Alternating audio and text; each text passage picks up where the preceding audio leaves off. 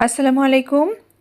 গ্রামের বাড়ির আরও একটি ব্লগ দেখার জন্য আমন্ত্রণ করছি। আমি Mehnaz Diary of Desires channel থেকে। আশা রাখছি কাছে বা দূরে যে যেখান থেকে বসে আজকের এই ব্লগটি দেখছেন সবাই আলহামদুলিল্লাহ ভালো আছেন, আর আমরাও আলহামদুলিল্লাহ বেশ ভালো আছি। এখন সকাল 8:30টার মতো বাজে, আর এই মাছগুলো এনে দিয়েছে আমাদের বাড়িতে যে চাচা শ্বশুর ভাড়া থাকে পাশের 3তলা বিল্ডিংয়ে। ওনাকে বলা হয়েছিল, তো উনি সকালবেলা নদীর এই তাজা মাছগুলো এনে দিয়েছে। তো আমি জিজ্ঞাসা করলাম যে চাচা মাছগুলো কত টাকা নিয়েছে, তো বললো যে 700 টাকা।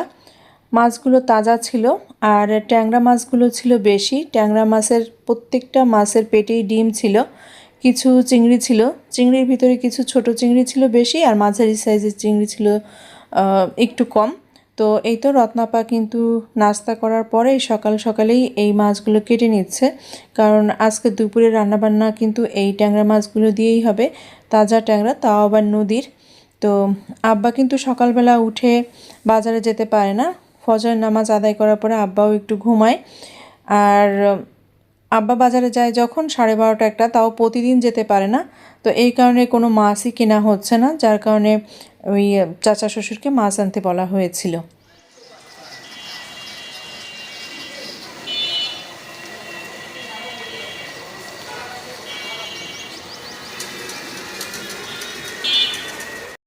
বাড়ির সামনের অংশে তো মেইন রোড, সেখানে বাস, ট্রাক, ভ্যান, মোটর বাইক সব কিছুই চলাচল করে।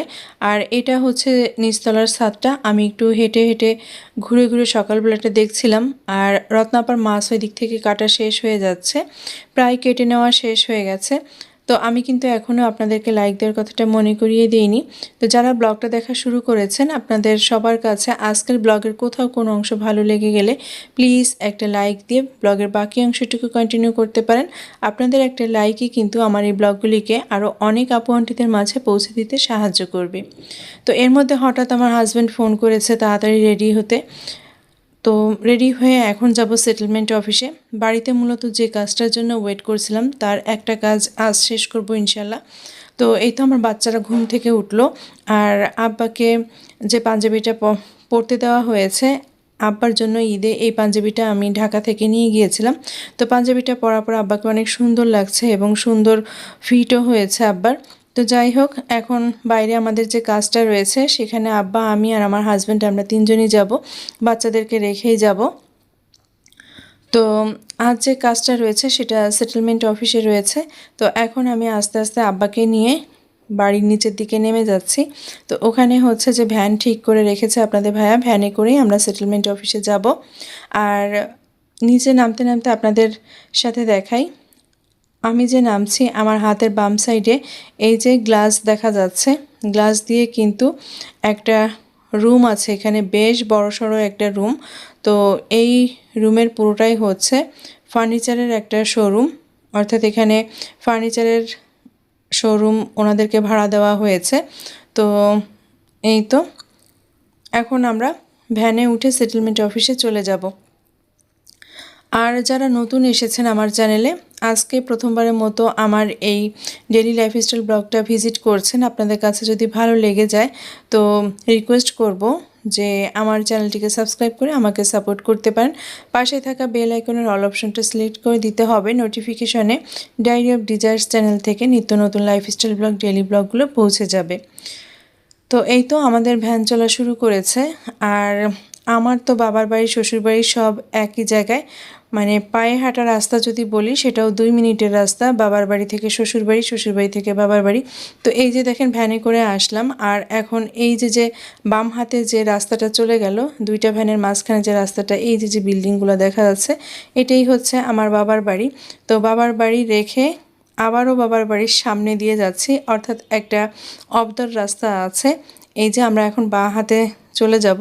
তো এই রাস্তাতে যাওয়ার সময় বাড়ির একটা পোর্শন কিন্তু পুরোটাই দেখা যায়। তো এই যে আমাদের বাড়িগুলো দেখা যাচ্ছে, আর এখানেই কিন্তু পুকুর রয়েছে। তো এই তো বাড়ি ছেড়ে এখন আমরা সেটেলমেন্ট অফিসে চলে যাচ্ছি।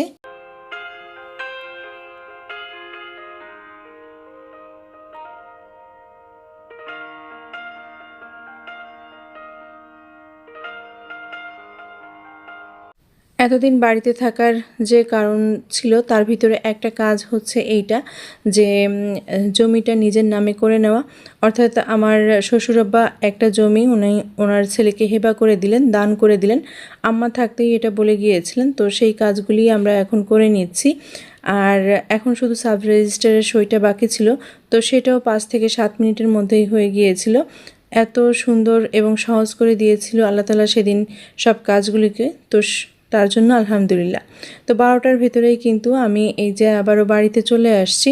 আর আসার পরপরই দেখি যে আমার ছেলে মেয়ে সবাই নাস্তা করেছে, তারপরেও তারা ওয়েট করছে আমার জন্য। এবং আমার মেয়ে তো আমাকে অলরেডি বলেই বসলো যে আম্মু তুমি বাইরে গিয়েছো, আমাদের জন্য কিছু খাবার আনোনি। তো আমি কিন্তু উঠে আসার সময় আমাদের লোকাল যে সিঙ্গারাটা ভাজে সেটা আপনাদের ভাইয়াকে বলেছিলাম যে কিছু সিঙ্গারা কিনে যেন বাড়িতে পাঠিয়ে দেয়।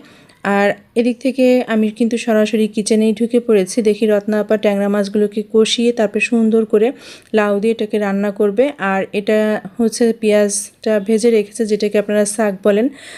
আর এই হচ্ছে লাউ কেটে রেখেছে, ডাঁটা শাক কেটে রেখেছে, সেটা চিংড়ি মাছ দিয়ে ভাজি হবে আর উস্তে ভাজি হবে। সাথে কিন্তু একটা ভর্তা হবে। লাউয়ের যে খোসাটা সেটা চিংড়ি মাছ, ছোট যে চিংড়ি মাছটা দেখতে পাচ্ছেন, এটা দিয়ে ভর্তা করা হবে। তো এই তো আজকে দুপুরবেলা কিন্তু এই রান্নাবান্নাগুলোই হবে। এর ভিতরে আপনাদের ভাইয়া সিঙ্গারাগুলো যে পাঠিয়ে দিয়েছে এগুলো এখন একটা প্লেটে আমি নামিয়ে নিব। আর লোকাল এই সিঙ্গারাগুলো যে খেতে এত টেস্টি, আসলে আমরা ঢাকা শহরে কিন্তু এই টেস্টটা পাই না। লোকাল সব কিছুর স্বাদই যেন অন্যরকম। যেমন বাড়িতে আসলে আপনাদের ভাইয়া প্রচুর পরিমাণে লাউ খায়, এমনও হয় যে প্রতিদিন তরকারিতে লাউ থাকে, মানে খাবারের তালিকায় লাউয়ের তরকারি থাকে। তো প্রত্যেকটা লোকাল জিনিস খেতে কিন্তু খুবই টেস্টি মনে হয়। আর আমি এখানে সিঙ্গারা একটু বেশি করে নিয়েছি। আমাদের দোতলায় যে ভাড়াটিয়ারা থাকে ওনাদের 2-3টা বাচ্চা আমাদের বাচ্চার সাথে এসে খেলাধুলা করে। তো যাই হোক, সব মিলিয়ে সবাইকে নিয়ে মিলে ঝিলে তারপরে আমরা সিঙ্গারাগুলো খেয়েছি। আর এদিক থেকে কিন্তু রত্না আপা ওই যে শাকটা, অর্থাৎ ফোড়ন যে জিরাটা দিয়ে মশলাটা করে সেটা তরকারিতে দিয়ে দিল। লাউটা যে এত মিষ্টি ছিল আর জালি ছিল। তো এখন আমি সেই মশলাটা রত্নাপা দিয়ে দেওয়ার পরে আমি নেড়েচেড়ে সব কিছু তরকারি এবং মাছের সাথে মিশিয়ে নিলাম। আমি কাপড় চেঞ্জ করে এসেছি এখন বাকি যে রান্নাবান্নাগুলো আছে তারপরে রত্নাপাকে একটু হেল্প করব। বাকি রান্নাবান্নার ভিতরে এখন প্রথমে যেটা আছে সেটা আমি চড়িয়ে দিব, তা হচ্ছে যে ডাঁটা শাক ভাজিটা। এটা শ্বশুর আব্বার জন্য রত্নাপা বলল যে চিংড়ি মাছ দিয়ে ভাজি করতে হবে, তো আমি সেভাবেই ভাজিটা করে নিব।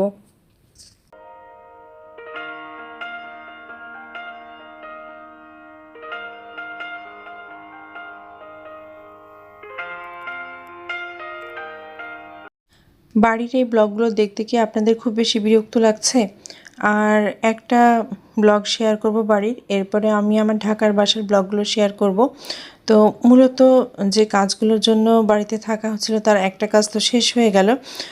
তো দেখা যায় যে ঈদের ছুটির পরে, এবার তো ঈদের ছুটি বেশ লম্বা ছুটি ছিল। আর সাব রেজিস্ট্রার তারা কিন্তু প্রত্যেকদিন অফিস করে না। তো আমরা যোগাযোগ করে বা খোঁজখবর নিয়ে দেখেছি যে সপ্তাহে 2 দিন বা 3 দিন আসলে ওনারা বসে বা অফিস করে। তো সেই অনুযায়ী আমাদের লাকটা ফেভার করেছে বিধায় একদম সপ্তাহের শুরুতে রবিবারই উনি অফিস করেছে। আর আমরাও সাথে সাথে কোনো সময় লাগেনি আমাদের। তো 5 থেকে 7 মিনিটের মধ্যেই কিন্তু আমাদের কাজটা হয়ে গিয়েছিল। তো যার কারণে কিন্তু একদিক থেকে স্বস্তি ফিল করছি যে আলহামদুলিল্লাহ একটা কাজ তো হলো। আমাদের এখনও আরও কিছু ইম্পর্ট্যান্ট কাজ রয়েছে বাড়ি, তো সেইগুলো শেষ হলেই তারপরে কিন্তু আমরা ঢাকার উদ্দেশ্যে রওনা করব। তো এই তো শাক ভাজিটা হয়ে গেছে, চিংড়ি মাছ দিয়ে করে নিয়েছি আমি। তো ওটা নামিয়ে এখন আমি ওই একই কড়াইতে একসাথেই সব কিছু মরিচ, পেঁয়াজ আর উস্তে দিয়ে লবণ হলুদ দিয়ে নেড়ে একসাথে আমি ভাজিটা করে নিব। এবার তো আমি আমার সুভা এবং ওয়াসিফের স্কুলও কামাই দিলাম, কোচিংও কামাই দিলাম, মানে বাচ্চাদের পড়াশোনা একদমই হলো না। নর্মালি কিন্তু আমি স্কুল বাদ দিই না, যত যা কিছু হোক, ঝড় ঝাপটা বা যে কোনো যা কিছু হোক না কেন, আমি বাচ্চাদের পড়ালেখা, স্কুল এগুলো সব কিছু কন্টিনিউয়াসলি চালিয়ে যাই। তো এই কয়েকটা দিন গ্যাপ দেওয়াতে আমার অনেক বেশি খারাপ লাগছে। বিশেষ করে আজ তো 29 তারিখ, 29 তারিখে সুভা আসিফের স্কুলটাও খুলে গিয়েছে। আজ ছিল রবিবার, তো সেখানেও ওদেরকে দিতে পারলাম না। আর এদিকে তো কোচিংয়ে বেশ কিছুদিনই গ্যাপ হয়ে গেল। তো সব মিলিয়ে বড় একটা ধাক্কা ঢাকায় গিয়ে সামাল দিতে হবে, সেটা বুঝতে পারছি। এটা ভেবেও নিজের কাছে অনেকটা কষ্ট লাগছে। তো এই যে উস্তে ভাজিটা হয়ে গেছে আর এখন রয়েছে একটা ভর্তা। লাউয়ের খোসা রত্নাপা যে আলাদা সিদ্ধ করে রেখেছিল, তো আমি বললাম প্রসেসটা আমি ওনাকে বলে দিলাম যে আপনি সিদ্ধ আলাদা না করে একসাথে সব কিছু টেলে নিয়ে তারপরে পাটায় বাটলেই হয়ে যেত। তো লাস্টে ফিনিশিংটা আমি দিয়ে দিলাম যে চিংড়ি মাছ সহ হালকা একটু জিরা আর কাঁচা পেঁয়াজ, রসুন, কাঁচামরিচ এগুলো সব একসাথে টেলে নিয়ে এখন রত্নাপা পাটায় বেটে নিচ্ছে। এই তো এভাবে করেই একটা ভর্তা বানিয়ে ফেললো রত্নাপা দুপুরবেলা। আর লাউটা তো জালিই ছিল আপনাদেরকে বললাম, তো যার কারণে কিন্তু ভর্তাটা খেতেও বেশ ভালো লেগেছিল আর বাড়তেও অনেক বেশি কষ্ট হচ্ছে না, মানে একদমই কষ্ট হচ্ছে না এরকমটাই। তো যাই হোক, আমাদের দুপুরবেলার সব খাবার দাবার রেডি হয়ে গেছে। এই হচ্ছে চিংড়ি মাছ দিয়ে লাউয়ের খোসা দিয়ে ভর্তা, যেটা খেতে খুবই সুস্বাদু হয়েছিল। আর এখন হচ্ছে যে আব্বাকে ভাত দেওয়া হবে, তো আব্বাকে মূলত আগে ভাগেই একটু তরকারি উঠিয়ে দিয়ে তারপরে ভাত দেওয়া হয়। তো সবচেয়ে বড় বড় যে ট্যাংরা মাছগুলো সেগুলো বললাম যে আব্বাকে বেছে ওগুলো বাটিতে উঠিয়ে দেন রত্নাপা, আর লাউয়ের ঝোলটা উঠিয়ে দিচ্ছে এখন রত্নাপা। সাথে তো আব্বার জন্য যে শাক ভাজি করা হয়েছে, ভর্তা করা হয়েছে, উস্তে ভাজি আছে, এগুলো সব কিছুই খাবে।